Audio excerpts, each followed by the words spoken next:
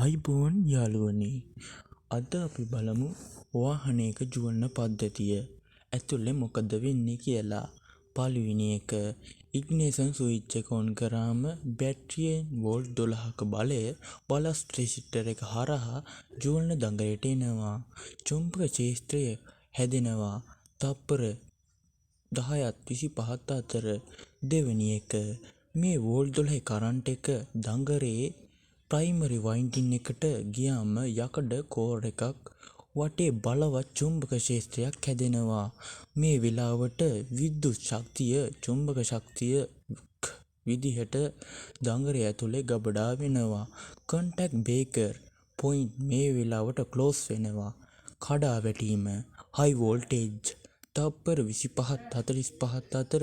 තුන්වෙනි එක, එන්ජින් එක කැරකෙනකොට ඩිස්ට්‍රිබියුටර් කෑම් එකෙන් කොන්ටැක්ට් බ්‍රේකර් පොයින්ට් එක එකපාරට ඕපන් වෙනවා. එතකොට ප්‍රයිමරි කරන්ට් එක නතර වෙනවා. එකපාරම චුම්බක ක්ෂේත්‍රය කඩා වැටෙනවා. මේ කඩා වැටීම නිසා සෙකන්ඩරි වයින්ඩින් එක වෝල්ට් 20000 ඉඳන් 30000 දක්වා ඉහළ වෝල්ටීයතාවයක් නිර්මාණය වෙනවා.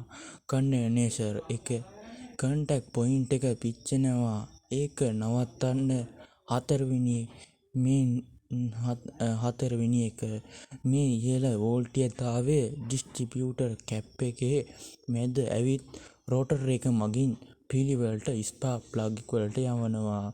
අන්තිමට ස්පාර්ක් ප්ලග් එකේ ඉලෙක්ට්‍රෝඩ දෙක අතරින් ස්පාර්ක් එක පැනලා සිලින්ඩර් එක ඇතුලේ තියෙන පෙට්‍රල් සහ වාත මිශ්‍රණය පුපුරනවා.